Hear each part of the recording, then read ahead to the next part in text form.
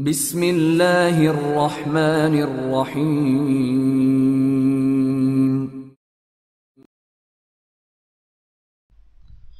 Dark world, Imran series, مصنف Zaheer Ahmad. Black کا تعلق ایکریمیا کی ایک ریاست ڈاس سے تھا۔ وہ ڈاس میں جرائم پیشہ افراد میں سر فہرست سمجھا جاتا تھا۔ اس نے واجبی سی تعلیم حاصل کر رکھی تھی، چونکہ اس کا شروع سے ہی جرائم کی طرف رجحان تھا، اس لیے وہ جرائم کی دنیا کا بے تاج بادشاہ بننا چاہتا تھا۔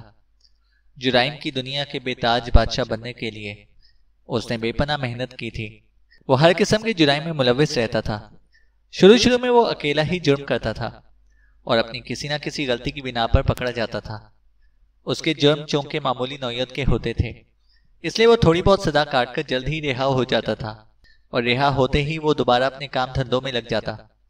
اس کا کام ظاہر ہے مار دھاڑ، غنڈہ گردی، چوری چکاری اور لوگوں کو ہراساں کر کے لوٹنے کے سوا اور کیا ہو سکتا تھا۔ بلیک کا چونکہ آگے پیچھے کوئی بھی نہیں تھا، اس لیے وہ جرم کرنے کے بعد کسی ایک جگہ نہیں ٹھہرتا تھا، اور جرم کی نوعیت کے ساتھ ساتھ وہ اپنے ٹھکانے بدلتا رہتا تھا۔ وقت گزرنے کے ساتھ ساتھ اس کے جرائم بڑھتے جا رہے تھے، اور اس نے چوری چکاری اور لوگوں کو ڈرا دھمکا کر لوٹنا ترک کر دیا تھا، اور ڈاس میں اپنی دھاک بٹھانے کے لیے اس نے اونچے پیمانوں پر اور بڑے بڑے جرائم کرنے شروع کر دیے تھے، جن میں بینک ڈکیتی اور قتل بھی شامل ہو گئے تھے۔ اس کا کام بڑھتا جا رہا تھا اور اس نے خاصا مال اکٹھا کر لیا تھا۔ دولت کی فراوانی ہونے کی وجہ سے اس نے آہستہ آہستہ منشیات اور غیر قانونی اسلحے کی اسمگلنگ کا کام بھی شروع کر دیا۔ اس کام کے لیے اسے چونکہ چند ساتھیوں کی ضرورت تھی، اس لیے اس نے ایک چھوٹی سی تنظیم بنا لی تھی جو اس جیسے افراد پر ہی مشتمل تھی۔ 2-3 سالوں میں بلیک کا نام جرائم کی دنیا میں ٹاپ لسٹ پر آ گیا تھا۔ بلیک نے ایک بڑا اور فعال سنڈیکیٹ بنا لیا تھا جو ہر طرح کے غیر قانونی دھندوں میں ملوث رہتا تھا۔ اس نے اپنے سنڈیکیٹ کا نام اپنے نام کے مطابق بلیک ڈریگن رکھا تھا، اور پھر جب اس نے سرکاری ایجنسیوں اور ڈاس کے دوسرے سنڈیکیٹس کو نقصان پہنچانا شروع کیا تو اس کے نام کا ڈنکا پورے ایکریمیا میں بجنا شروع ہو گیا۔ وہ اپنی کاوشوں اور صلاحیتوں کو بروکار لا کر ایک دن واقعی جرائم کی دنیا کا بے تاج بادشاہ بن گیا تھا۔ بلیک ڈریگن کی دہشت کی وجہ سے نہ صرف ڈاس میں موجود سنڈیکیٹس اس کا نام سن کر تھراتے تھے، بلکہ ایکریمیا اور یورپ سمیت جس ملک میں بھی اس سنڈیکیٹ کا نام سنا جاتا، وہاں کے جرائم پیشہ افراد میں افراتفری پھیل جاتی تھی، اور وہ اسی کوشش میں رہتے تھے کہ ان کا کسی طور پر بلیک ڈریگن کے آدمیوں سے کوئی ٹکراؤ نہ ہو، کیونکہ بلیک ڈریگن سنڈیکیٹ ہر وقت اسلحہ اور انتہائی تباکن ہتھیاروں سے لیس ہوتا تھا، اور انہیں جس کے خلاف کارروائی کرنی ہوتی تھی وہ یہ نہیں دیکھتے تھے کہ اس کارروائی میں کس قدر بے گناہ افراد ہلاک ہوں گے یا کتنی سرکاری یا غیر سرکاری املاک کو نقصان پہنچے گا۔ کسی ایک شخص کو ہلاک کرنے کے لیے وہ کمرشل پلازوں اور ہوٹلوں تک کو بمبوں سے اڑا دیا کرتے تھے جہاں وہ شخص موجود ہوتا تھا، چاہے اس ایک شخص کے ساتھ سینکڑوں بے گناہ افراد ہی کیوں نہ ہلاک ہو جاتے۔ چند ہی برسوں میں بلیک ڈریگن کا نام دہشت کی علامت بن گیا۔ اس کا نام سنتے ہی لوگوں کا دن کا چین اور رات کی نیند اڑ جاتی تھی۔ بلیک ڈریگن نے چونکہ جرائم کی دنیا میں اونچا مقام حاصل کر لیا تھا، اس لیے وہ کسی بھی معاملے میں خود بہت ہی کم سامنے آتا تھا۔ اس کا سارا کام اس کے گرگے ہی سنبھالتے تھے، جن سے بلیک ہر وقت رابطے میں رہتا تھا۔ بلیک کا چونکہ سنڈیکیٹ پر مکمل ہولڈ تھا اور وہ جرائم کی دنیا کا بے تاج بادشاہ بن چکا تھا، اس لیے اس کی سوچ اور وسیع ہو گئی تھی۔ اب اس نے ایکریمیا، یورپ اور دوسرے ممالک کے ساتھ ساتھ دنیا کے تمام کرائم ماسٹرز کا کنگ بننے کے لیے سوچنا شروع کر دیا تھا۔ وہ چاہتا تھا کہ وہ بلیک ڈریگن کا جال پوری دنیا میں پھیلا دے اور پوری دنیا کے جرائم پیشہ افراد اس کی انگلیوں کے اشاروں پر ناچیں، اور وہ ان سب کا راسکل کنگ بن جائے۔ جب ساری دنیا کے جرائم پیشہ افراد پر اس کا ہولڈ ہو جائے گا تو وہ جرائم کی دنیا کے تمام افراد کو ایک جگہ اکٹھا کرے گا اور پھر ایک نئی دنیا بنائے گا جو صرف جرم کی دنیا ہوگی اور کرائم ورلڈ کے طور پر ابھر کر سامنے آئے گی، جس کا وہ سپریم راسکل کنگ ہوگا، اور دنیا کا جو بھی جرم ہوگا اس کی ایما پر ہی کیا جائے گا۔ لیکن یہ کام آسان نہ تھا۔ وہ اپنے سنڈیکیٹ کے جال پوری دنیا میں تو پھیلا سکتا تھا، لیکن پوری دنیا کے کرائم ماسٹرز کو اپنی انگلیوں پر نچانا اور انہیں اپنی مٹھی میں لے کر کرائم ورلڈ بنانا ایسا تھا جیسے وہ ساری دنیا کو اپنے شکنجے میں جکڑنا چاہتا ہو۔ اس کے لیے اسے بے پناہ وسائل اور بے پناہ طاقت کی ضرورت تھی، جو اس کے لیے دنیا کے ہر جرم کرنے والے کو اس کے سامنے گھٹنے ٹیکنے پر مجبور کر سکے۔ اور ظاہر ہے پوری دنیا کے جرائم پیشہ افراد الگ الگ جرائم کرتے تھے، اور ان کے طور طریقے اور خیالات مختلف ہوتے تھے۔ کوئی محکوم بنتا تھا تو کوئی صرف حکم چلانا ہی اپنا حق سمجھتا تھا، اور جرائم پیشہ افراد کہاں کہاں تھے اور ان کے سورسز کیا تھے، ان تک پہنچنا بلیک ڈریگن کے لیے مشکل ہی نہیں بلکہ ناممکن بھی تھا۔ اس کے لیے بلیک جانتا تھا کہ یہ سب تبھی ممکن ہو سکتا ہے جب وہ انتہائی پراسرار اور ساحرانہ طاقتوں کا مالک بن جائے۔ پراسرار اور ساحرانہ طاقتیں ہی اس کا یہ مقصد پورا کر سکتی تھیں اور اسے کرائم ورلڈ کا سپریم راسکل کنگ بنا سکتی تھیں۔ بلیک کے تمام جرائم چونکہ اس کے آدمی سنبھالتے تھے، اس لیے اس کے پاس وقت ہی وقت تھا۔ اس لیے اس نے اپنے خواب شرمندہ تعبیر کرنے کے لیے پراسرار اور ساحرانہ علوم میں دلچسپی لینی شروع کر دی تھی۔ پراسرار اور ساحرانہ علوم حاصل کرنے کے لیے اس نے ایسے افراد کی تلاش شروع کر دی تھی جو ماورائی علوم میں دسترس رکھتے ہوں اور جو اس کی معاونت کرنے کے ساتھ ساتھ اسے بھی ماورائی علوم سکھانے میں اس کی مدد کر سکیں۔ اس کے لیے اس نے پوری دنیا میں ماہر عاملوں، پروفیسر اور وچ ڈاکٹروں کی تلاش شروع کر دی جو اپنے وقت کے مانے ہوئے استاد اور انتہائی بااثر شخصیات کے حامل تھے اور ماورائی اور پراسرار علوم میں انتہائی حد تک مہارت رکھتے ہوں۔ دنیا میں پراسرار اور ساحرانہ علوم جاننے والوں کی کوئی کمی نہیں تھی جو دولت اور طاقت کے حصول کے لیے ہر قسم کے شیطانی حربے استعمال کرتے تھے اور اپنی ساحرانہ طاقتوں سے بے گناہ اور معصوم انسانوں کو شیطان کی بھینٹ چڑھانے سے بھی دریغ نہ کرتے تھے۔ بلیک ڈریگن جیسا انسان کو ان کے لیے سونے کا انڈا دینے والی مرغی ثابت ہو سکتی تھی، اس لیے بہت سے پروفیسرز اور وچ ڈاکٹرز بلیک ڈریگن کے سنڈیکیٹ میں شامل ہو گئے تھے اور انہوں نے بلیک کو پراسرار اور ساحرانہ علوم سکھانے شروع کر دیے تھے۔ بلیک چونکہ شروع سے ہی ان علوم کو سیکھنے اور ساحرانہ طاقتیں حاصل کرنے کا خواب دیکھ رہا تھا، اس لیے ان علوم کو سیکھنے کے لیے اسے اپنی تمام تر توانائی لگانا شروع کر دی اور وہ اپنے استادوں کے بتائے ہوئے سخت سے سخت اور برے سے برا کام کرنے سے بھی نہیں چوکتا تھا۔ ماورائی طاقتوں کو حاصل کرنے کے لیے اسے کئی روز اکیلے جنگلوں میں بھی جانا پڑتا اور کئی راتیں تنہا قبرستانوں میں بھی گزارنی پڑتی تھیں۔ ویران اور سنسان عمارتوں میں اس نے کئی روز بھوکا پیاسے رہ کر بھی گزارے تھے، یہاں تک کہ اپنے مقصد کو پورا کرنے کے لیے اس نے کئی بار انسانی خون بھی پیا تھا اور بے شمار نوجوان لڑکیوں اور چھوٹے بچوں کو شیطان کی بھینٹ بھی چڑھایا تھا۔ ماورائی دنیا میں داخل ہوتے ہی وہ مجسم شیطان بن چکا تھا۔ بہت کم وقت میں اس نے بے شمار ساحرانہ علوم پر دسترس حاصل کر لی تھی اور اس نے کئی راتیں جاگ کر اور کئی روز بھوکا پیاسا رہ کر چند ایک شیطانی ذریعتوں کو بھی اپنے کنٹرول میں کر لیا تھا جو شیطانی دنیا کے لیے اسے معلومات فراہم کرتی تھیں اور اسے شیطان کی دنیا میں آگے بڑھنے اور مزید ساحرانہ علوم حاصل کرنے کے طریقوں سے آگاہ کرتی تھیں اور اسے ایسے راستے بتاتی تھیں جن پر چل کر وہ دنیا کے تمام ماورائی علوم جاننے والے افراد سے بڑا اور انتہائی طاقتور ساحر بن سکتا تھا۔ اور بلیک نے ان راستوں پر بھی چلنا شروع کر دیا تھا جو ظاہر ہے کہ شیطان کے بنائے ہوئے راستے تھے، اور ان علوم پر چل کر بلیک راسکل کنگ بننے کے ساتھ ساتھ ماورائی علوم کا بھی بے تاج بادشاہ بن سکتا تھا۔ عاملوں اور ماورائی علوم جاننے والے انسانوں کے بتائے ہوئے طریقے تو آسان تھے جن پر عمل کر کے بلیک خود بھی ایک عامل بلکہ بجا طور پر وچ ڈاکٹر بن چکا تھا، لیکن اسے جن راستوں پر ماورائی طاقتیں لے جانا چاہتی تھیں وہ نہ صرف اس کے لیے کٹھن تھیں بلکہ انتہائی خطرناک تھیں، جن پر چل کر نہ صرف اس کی جان بھی جا سکتی تھی بلکہ اسے ان خطرناک اور دشوار گزار راستوں پر چل کر اپنی منزل پر پہنچنے کے لیے طویل مدت بھی چاہیے تھی۔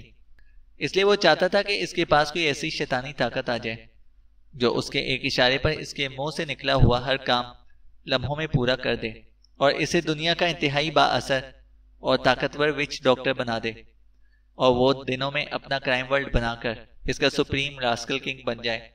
لیکن کسی بھی شیطانی ذریعت نے اسے کسی ایسی شیطانی ذریعت یا شیطانی طاقت کے بارے میں نہیں بتایا تھا جو اس کے مزاج کے مطابق اس کا ہر کام کر سکے اور دنیا کے تمام جرائم پیشہ افراد کو ایک جگہ اکٹھا کر کے اس کے سامنے جھکا سکے۔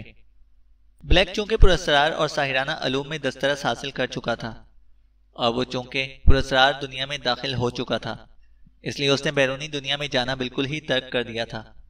اب وہ زیادہ تر الگ تھلگ اور تنہائی ہی میں رہتا تھا۔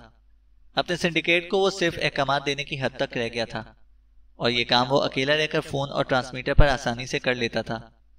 وچ ڈاکٹر بن کر بلیک نے سنڈیکیٹ اور دنیا سے بھی اپنا اصلی نام چھپا لیا تھا۔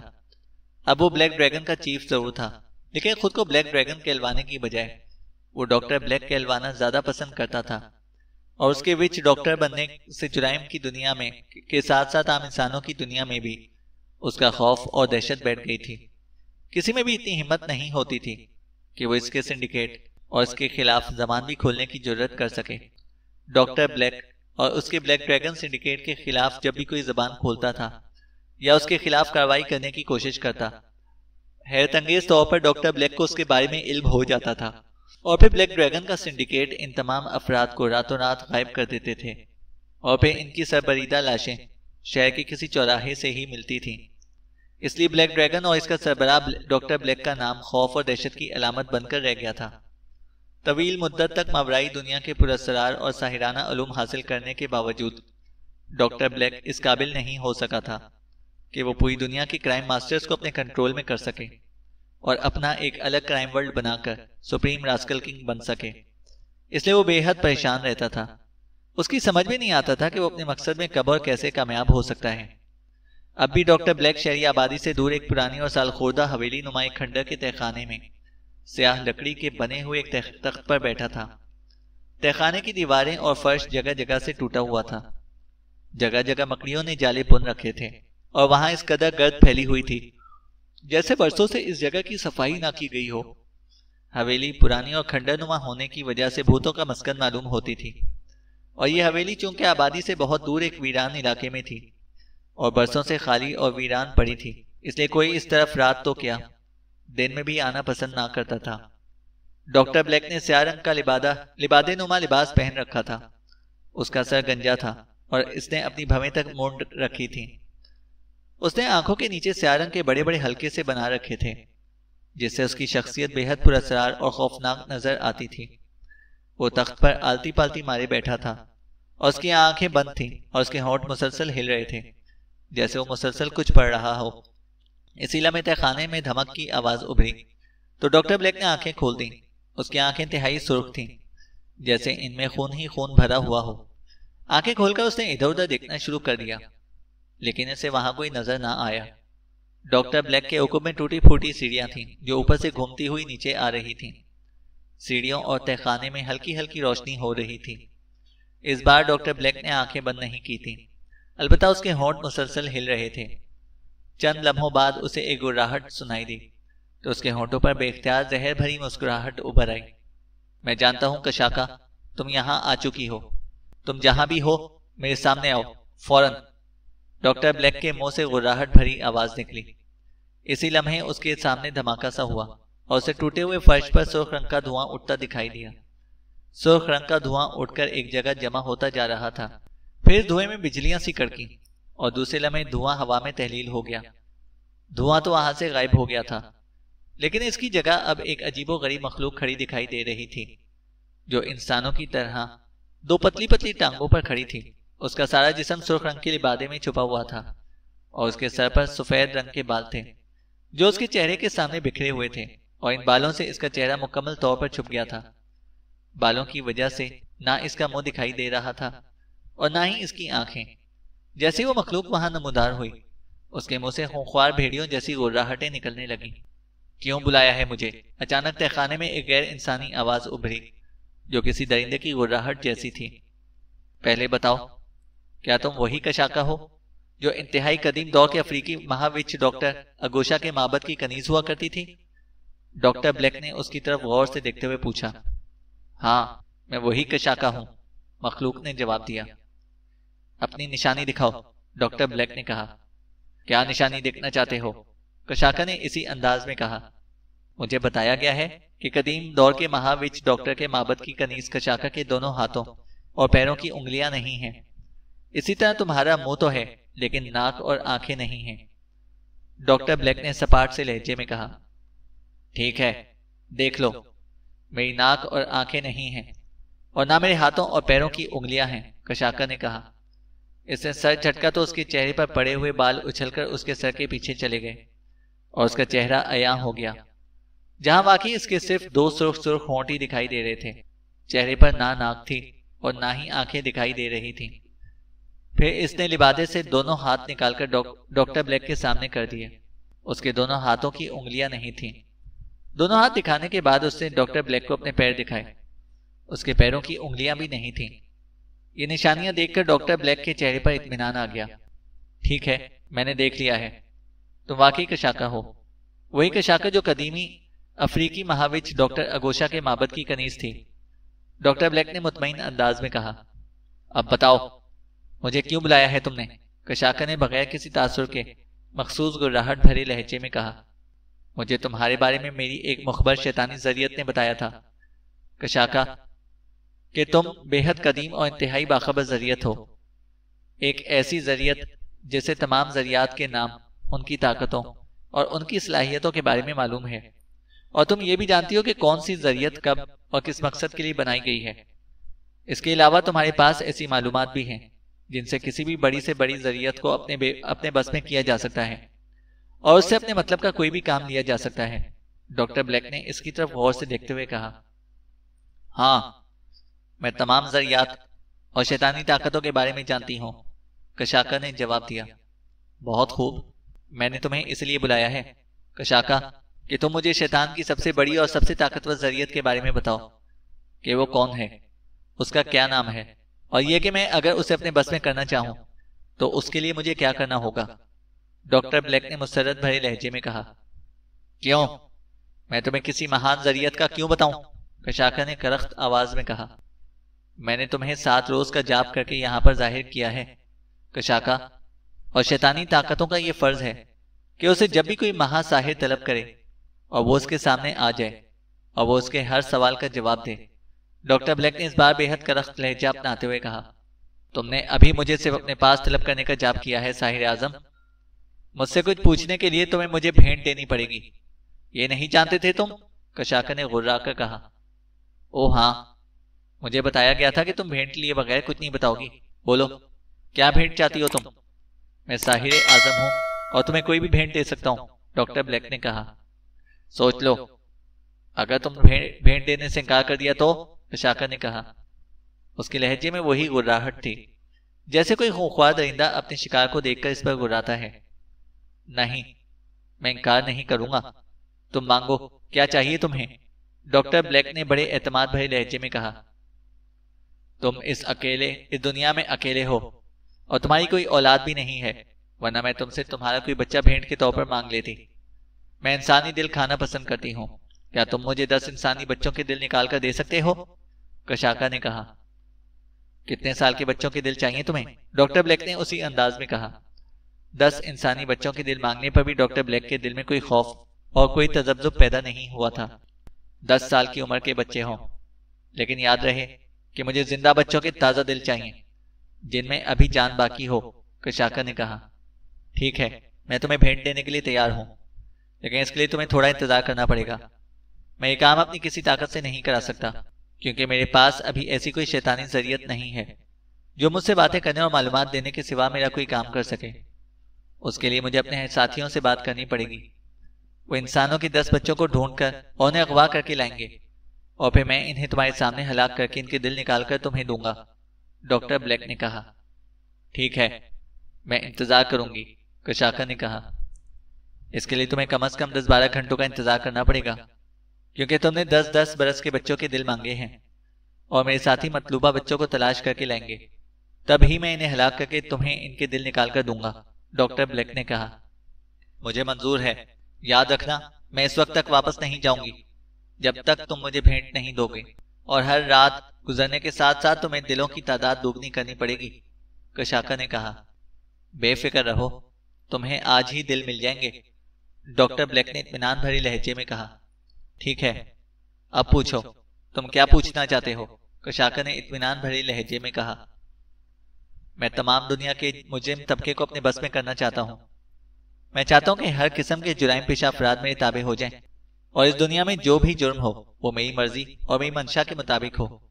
اس کے لیے میں ایک الگ دنیا بنانا چاہتا ہوں، جرائم کی دنیا، جہاں صرف اور صرف میرا ہی راج ہو، اور دنیا کا سب سے بڑا مجرم میرے احکامات پر عمل کرے۔ اور ایسا تبھی ممکن ہو سکتا ہے جب کوئی بڑی شیطانی ذریعت میرے تابع ہو اور وہ میرے لیے جرائم پیشہ افراد کو تلاش کرے اور انہیں میرا محکوم بنائے، ڈاکٹر بلیک نے کہا۔ کیا تم اس ذریعت کا نام جاننا چاہتے ہو جو تمہارا یہ کام کر سکے؟ کشاکا نے پوچھا۔ ہاں، میں اس کا نام بھی جاننا چاہتا ہوں، اور یہ بھی جاننا چاہتا ہوں کہ وہ کس طرح میرے بس میں آ سکتی ہے۔ میں چاہتا ہوں کہ تم مجھے اس طاقتور ذریعت کو اپنے بس میں کرنے کا کوئی آسان سے آسان طریقہ بتاؤ، ڈاکٹر بلیک نے کہا۔ اس ذریعت کا نام ماؤکارا ہے۔ اگر تم ماؤکارا تمہارے بس میں آ جائے تو تم اس کی مدد سے جرائم پیشہ افراد تو کیا پوری دنیا کو تسخیر کر سکتے ہو۔ دنیا کا ہر انسان تمہارے قدموں میں جھک سکتا ہے اور وہ تمہارا ہر حکم بجا لا سکتا ہے، کشاکا نے کہا، اور ڈاکٹر بلیک کی آنکھوں میں بے پناہ چمک آ گئی۔ ماؤکارا؟ ڈاکٹر بلیک نے کہا۔ ہاں، ماؤکارا، لیکن اسے تم آسانی سے اپنے بس میں نہیں کر سکتے۔ ماؤکارا شیطانی دنیا کی سب سے بڑی اور سب سے طاقتور ذریعت ہے جو مہا شیطان کے معبد کی کنیز خاص ہے۔ اس ذریعت میں اتنی طاقت ہے کہ وہ لمحوں میں سینکڑوں انسانوں کو ایک جگہ سے اٹھا کر دوسری جگہ پہنچا سکتی ہے، اور وہ انسانی ذہنوں پر حاوی بھی ہو سکتی ہے۔ اس کے علاوہ ماؤکارا میں اتنی طاقت ہے کہ روشنی کی طاقتوں کے سوا اس کے سامنے دنیا کی تمام طاقتیں ہیچ ہو جاتی ہیں۔ اس جیسی محض ذریعت کو اول تو کوئی انسان اپنے بس میں نہیں کر سکتا، اور اگر وہ کوشش کرے تو اسے انتہائی مشکل اور انتہائی حد تک تکلیف دہ مراحل سے گزرنا پڑتا ہے۔ وہ مراحل ایسے ہوتے ہیں جن سے گزرتے ہوئے عامل کسی بھی لمحے انتہائی اذیت ناک اور بھیانک موت کے منہ میں جا سکتا ہے۔ ان عملوں کو پورا کرنے کے لیے اس کے زندہ رہنے کا چانس 1% سے بھی کم ہوتا ہے، اور پھر ماؤکارا کو بس میں کرنے کے عمل اس قدر زیادہ اور طویل ہیں کہ اس کے لیے انسان کی طبعی زندگی کم از کم 1000 سال ہونی چاہیے، جبکہ اس دور کے انسان کی طبعی زندگی 100 سال سے بھی کم ہے، کشاکا نے جواب دیتے ہوئے کہا۔ اوہ، تب تو میں ماؤکارا کو کبھی بھی تسخیر نہیں کر سکوں گا۔ میں 1000 سال کی زندگی کہاں سے لاؤں گا؟ میں نے تم سے کہا ہے کہ ماؤکارا کو تسخیر کرنے کا مجھے کوئی سہل طریقہ بتاؤ، وہ طریقہ آسان بھی ہو اور ماؤکارا سالوں کی بجائے دنوں میں میرے قابو میں آ جائے، ڈاکٹر بلیک نے پریشان ہوتے ہوئے کہا۔ اس کا تو پھر ایک ہی طریقہ ہو سکتا ہے، کشاکا نے چلنے میں سوچتے رہنے کے بعد کہا، اور ڈاکٹر بلیک چونک کر اس کی شکل کو دیکھنے لگا۔ کون سا طریقہ ہے؟ جلدی بتاؤ، ڈاکٹر بلیک نے بےتابی سے پوچھا۔ اگر تمہارے پاس مٹکنڈا کا سیاہ ہیرا ہوتا تو ماؤکارا صرف 3 روز میں تمہاری بس میں آ سکتی تھی، کشاکا نے کہا۔ مٹکنڈا کا سیاہ ہیرا؟ کیا مطلب؟ یہ کون سا ہیرا ہے، اور اس سے ماؤکارا کو میں کیسے تسخیر کر سکتا ہوں؟ ڈاکٹر بلیک نے حیران ہوتے ہوئے کہا۔ مٹکنڈا صدیوں پہلے روشنی کی دنیا کا ایک عظیم نمائندہ ہوا کرتا تھا۔ اس نے اپنے دور میں شیطان اور اس کی طاقتوں کو نقصان پہنچانے کا بیڑا اٹھایا تھا۔ اس نے ایک سیاہ ہیرا تراشا تھا جو کافی بڑا اور چپٹا سا تھا۔ اس ہیرے کی مدد سے وہ شیطانی طاقتوں کا پتہ لگا کر اس ہیرے میں قید کر لیتا تھا اور پھر انہیں ہیرے سے باہر نکال کر فنا کر دیتا تھا۔ وہ شیطانی طاقتوں کو کیسے فنا کرتا تھا میں یہ تو نہیں جانتی، لیکن میں اتنا ضرور جانتی ہوں کہ وہ سیاہ ہیرے میں کیسے شیطانی طاقتوں اور ان کی ذریات کو دیکھتا تھا، قید کرتا تھا اور انہیں کس طرح ہیرے سے باہر نکالتا تھا۔ وہ مہارشی تو ختم ہو چکا ہے، لیکن اس کا سیاہ ہیرا ابھی بھی تک اس دنیا میں محفوظ ہے۔ اگر وہ ہیرا تمہیں مل جائے تو اس میں تم آسانی سے ماؤکارا کا چہرہ دیکھ سکتے ہو، اور جیسے ہی ہیرے میں اس کا چہرہ نظر آئے وہ اس میں قید ہو جائے گی، پھر تم اسے باہر بلا کر آسانی سے اسے اپنا تابع بھی کر سکتے ہو۔ ماؤکارا کو ہیرے میں کیسے دیکھنا ہے، اسے ہیرے سے باہر کیسے لانا ہے اور اسے تابع کیسے کرنا ہے، یہ سب میں تمہیں بتا دوں گی، لیکن وہ سب طریقے میں تمہیں تب بتاؤں گی جب تمہارے پاس مٹکنڈا کا سیاہ ہیرا آ جائے گا، کشاکا نے کہا۔ اوہ، یہ تو واقعی بڑا آسان ہے۔ اس سیاہ ہیرے سے تو میں ماؤکارا کے ساتھ ساتھ کسی بھی شیطانی ذریعت کو تسخیر کر سکتا ہوں، ڈاکٹر بلیک نے خوشی سے کپکپاتے ہوئے لہجے میں کہا۔ ہاں، وہ ایسا ہی ہیرا ہے، کشاکا نے جواب دیا۔ تو بتاؤ وہ ہیرا کہاں ہے اور میں اسے کیسے حاصل کر سکتا ہوں، ڈاکٹر بلیک نے اسی انداز میں کہا۔ اس کے چہرے پر شدید بےتابی اور بے چینی مترشح ہو گئی تھی۔ میری معلومات کے مطابق مٹکنڈا کا سیاہ ہیرا رشیوں کے خزانے میں ہے جو ایک سیاہ صندوق میں موجود ہے، کشاکا نے جواب دیتے ہوئے کہا، اور ڈاکٹر بلیک چونک پڑا۔ رشیوں کا خزانہ، سیاہ صندوق، ڈاکٹر بلیک نے حیرت بھرے لہجے میں کہا، اور کشاکا اسے رشیوں اور مہارشیوں کے اس سیاہ صندوق کے بارے میں بتانے لگی جس میں بہت سے مقدس ہتھیار موجود تھے، اور جو افریقہ کے گھنے جنگلوں کے نیچے ایک مہارشی کے خونخوار کٹے ہوئے زندہ ہاتھ کے نیچے دفن تھا۔ ان سب چیزوں کے بارے میں سن کر ڈاکٹر بلیک کا چہرہ حیرت اور پریشانی سے سرخ ہوتا جا رہا تھا۔ کشاکا نے اسے عمران اور کرنل فریدی کے بارے میں بھی بتا دیا تھا کہ وہ بھی صندوق کے حصول کے لیے افریقہ کے گھنے اور پراسرار جنگلوں میں جانے والے تھے، اور ان کے وہاں جانے کا کیا مقصد ہے اس کے بارے میں بھی کشاکا نے ڈاکٹر بلیک کو ساری تفصیل بتا دی۔ اوہ، سیاہ صندوق تو واقعی بڑے خزانے سے بھرا ہوا ہے، اور اگر وہ خزانہ مکاشو اور اس کے ساتھیوں یا پھر موقعات کے ہاتھ لگ گیا تو پھر تو سب ختم ہو جائے گا۔ اگر وہ ہتھیار مکاشو کے ہاتھ آ گئے تو وہ ان ہتھیاروں کو شیطان کے خلاف استعمال کرے گا، جبکہ موقعات اور اس کا آقا سردار لاشاکا جو جنات قوم کے قبیلے کا سردار ہے، ان خطرناک ہتھیاروں سے خود کو ہمیشہ کے لیے محفوظ کرنے کے لیے ضائع کرنا چاہتا ہے، تاکہ وہ تاریک دنیا میں رہیں یا روشنی میں ان کے خلاف کبھی کوئی ہتھیار نہ اٹھا سکے۔ ڈاکٹر بلیک نے کہا، ہاں، اگر ان سب کی بجائے سیاہ صندوق تم حاصل کر لو تو مٹاکنڈا کے سیاہ ہیرے سمیت تمہارے ہاتھ ایسی بہت سی چیزیں لگ سکتی ہیں جس سے تم سیاہ دنیا پر بھی راج کر سکتے ہو۔ کشاکا نے جواب دیتے ہوئے کہا، کیا میں وہ خزانہ حاصل کر سکتا ہوں؟ ڈاکٹر بلیک نے بے تابی سے پوچھا۔ کوشش کر دیکھو، کشاکا نے مبہم سے انداز میں کہا۔ کیسے؟ کیا اس سلسلے میں تم میری مدد کرو گی؟ ڈاکٹر بلیک نے پوچھا۔ نہیں، اس سلسلے میں میں کوئی مدد نہیں کروں گی۔ تم ساحر اعظم ہو، جنگلوں میں آنے والی رکاوٹوں کو تم اپنی طاقتوں سے دور کر سکتے ہو، اور تم اپنے ساتھیوں کو وہاں لے کر جاؤ، ان کی مدد سے تم اس صندوق تک پہنچ سکتے ہو۔ لیکن یاد رکھو، وہ صندوق مہارشی کے قبضے میں ہے، جس تک کوئی ساحر یا کوئی شیطانی طاقت نہیں پہنچ سکتی۔ مہارشی کا زندہ ہاتھ صرف مکاشو ہی وہاں سے ہٹا سکتا ہے، اور وہی صندوق کو نکال سکتا ہے۔